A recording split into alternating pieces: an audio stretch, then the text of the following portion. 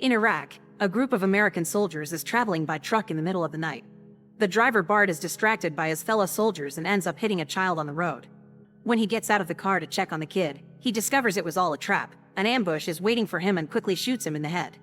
Days later, Bart is given a hero's funeral in the USA. His whole family is there, plus his girlfriend Janet, his best friend Joey, and his friend Matilda. However, they don't finish the burying process that day because the excavator runs out of gas. After the funeral, the three friends go to a bar to drink in Bart's memory. Janet is worried that Bart had gone to war to avoid her because he never said he loved her, but Joey swears that wasn't the case. Bart loved Janet very much, and he had even asked Joey's help in choosing rings.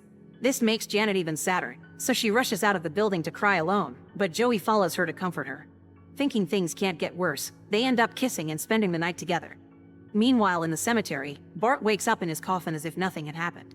Thanks to the grave still being uncovered, he manages to climb out without issues, and he makes his way into the mortician's building. When he turns on the lights and gets to see himself in the mirror, he's shocked to see what has happened to him. His body is decomposing and his eyes are all white.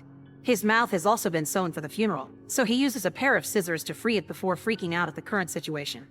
After admitting to himself that this isn't a dream, Bart goes to see Joey, who hits him on the head with a bat because at first he thinks this is a prank. Bart convinces him he's the real deal and explains he isn't feeling very well, so Joey tries to feed him. Unfortunately, alcohol and pizza are a bad choice, and Bart ends up throwing up all over the rug. They decide Bart should go to the hospital, and they use sunglasses to cover his weird eyes. When a doctor checks on him, she's wary to come closer, and she completely freaks out when he reveals the autopsy scars. In the waiting room, Joey suddenly hears an alarm ringing and the staff causing a ruckus, apparently calling the police as well, so he rushes to get Bart out of there.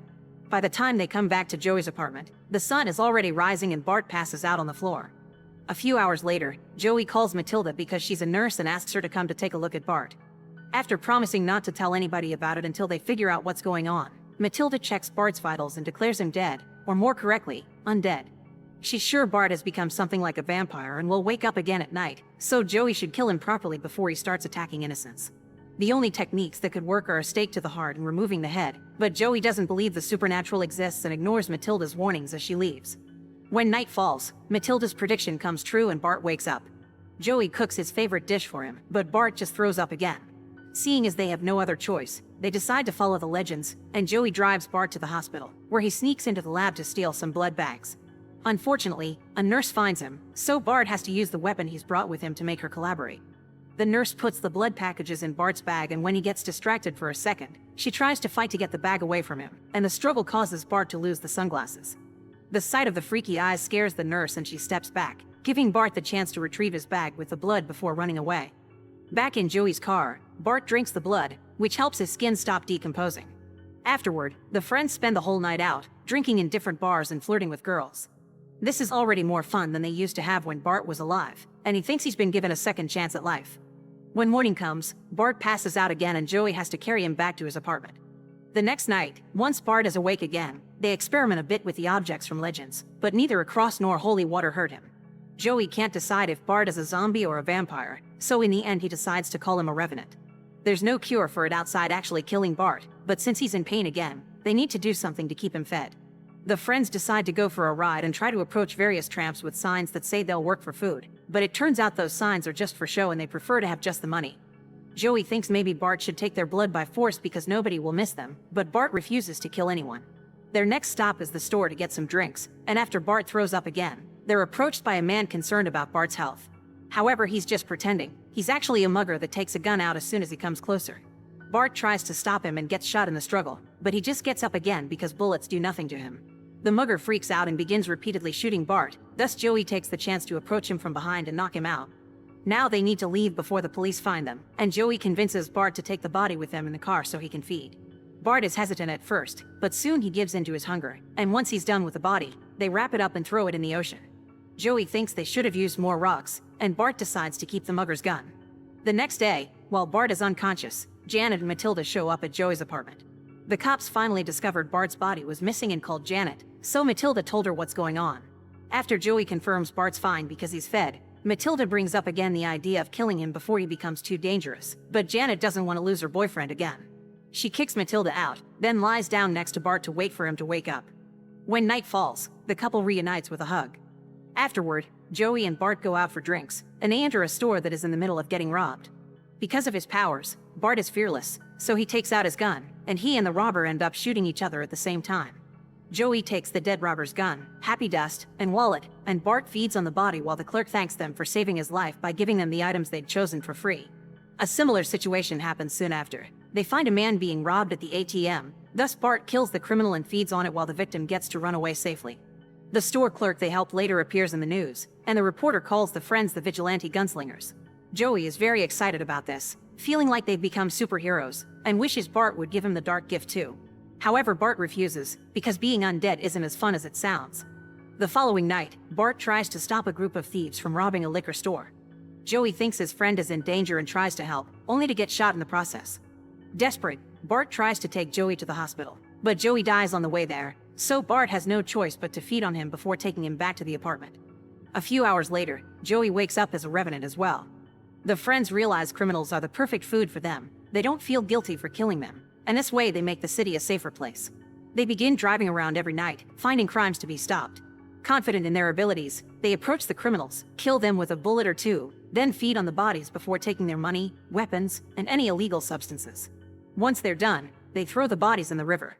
A variety of newscasts soon begin covering the story, and because they're incredibly grateful, the people they've helped never mention their eating habits. One night, the police manage to get Joey's car on the security camera, and Matilda immediately recognizes it. The following evening, she decides to follow the boys into their next criminal destination, a storehouse where a group of men is handling a huge amount of happy dust. The friends don't hesitate to kill them all, but Bart begins to have regrets when he discovers they were cops. However, Joey doesn't agree. He points out that what these men were doing here was corrupt work, so it's a good thing they're dead. Matilda hears all this and records it on her phone before revealing herself to ask them to surrender or she'll go to the cops. Bart isn't sure what to do because he wants to protect Janet, but Bart doesn't hesitate to shoot Matilda even if she's their old friend. Before dying though, Matilda gets to send the recording to Janet. Afraid the cops will find them too, Joey sends Bart back to their place to pack as many things as possible while he makes some special arrangements. But when Bart arrives at the apartment, an upset Janet is already there, waiting for him after hearing Matilda's recording. Bart explains he can't keep on living if he doesn't drink blood, so Janet offers herself to avoid any more killings. Thinking this may be the perfect solution, Bart begins enthusiastically drinking from Janet's arm. Moments later, Joey shows up with a white hearse, 2 coffins in the back, and the bags of happy dust he took from the dead cops. He wants to escape to Las Vegas, where they can have lots of fun during the night and sleep in the coffins inside the car during the day. Before they decide anything though, Bart comes clean and reveals he accidentally killed Janet because he lost control while feeding on her. Furious, Joey insults Bart for what he did and asks him to remove the head so she doesn't end in this miserable life like them. But since Bart hesitates, Joey taunts him by confessing he spent a night with Janet. The friends begin to argue and take out their guns to shoot each other until they run out of bullets, but Joey has access to another weapon and uses it to shoot Bart away before leaving for Las Vegas alone. Afterward, Bart decides to do the right thing and throws Janet in the river by putting her body and her head in different bags. The police find him red-handed and arrest him, so morning comes while Bart is in a prison cell. Meanwhile, Joey is kidnapped by a group of gangsters that takes him to meet Bart's first victim, who has become a revenant as well and was able to leave the river because the friends didn't use enough rocks. The mugger wants to teach Bart a lesson for what he did to him, and in order to do that, he introduces Joey to his chainsaw. The following night, Bart wakes up in the autopsy lab because the cops had thought he was dead. After scaring away the forensic examiner, Bart escapes and returns to the apartment, where he finds a box waiting for him with Joey's head. It's still alive, but it can barely speak, so Bart uses a private toy to help with the vibrations in his throat. Joey explains what happened and asks Bart to end his suffering, which Bart accepts. The friends go to an abandoned plot, and Bart tells Joey that he loves him platonically before running him over with a bulldoze. Afterward, Bart tries to end things in different ways, but none of them work. His next try is the subway rails, but that doesn't work either, and he ends up boarding the train instead. When a woman comes closer to check on him, he can't control his hunger anymore and jumps on her to eat. Bart is discovered when the train stops at the next station, so he runs through the crowd, trying to escape as he pushes guards away. The police are already waiting for him outside and they don't hesitate to shoot him and every civilian coming out of the building, but this is still not enough to stop Bart. Ignoring all the bullets piercing his body, he rushes through the officers and runs away from the city until he reaches a nearby hill where he waits for sunrise. Once he falls unconscious, a group of men in hazmat suits comes to pick Bart up. The next time Bart wakes up, he's inside a glass container surrounded by other people like him. A scientist is offering a tour for various military personnel, explaining they haven't found any genetic, viral, or bacterial explanation for this, but Bart is most likely the alpha infection subject. When a general learns that Bart used to be in the army, he tells him he'll have an advantage. Moments later, all the Revenants are airdropped in big canisters in the middle of Iran. Make sure to subscribe and turn on notifications so you can watch more videos like this. Thanks for watching.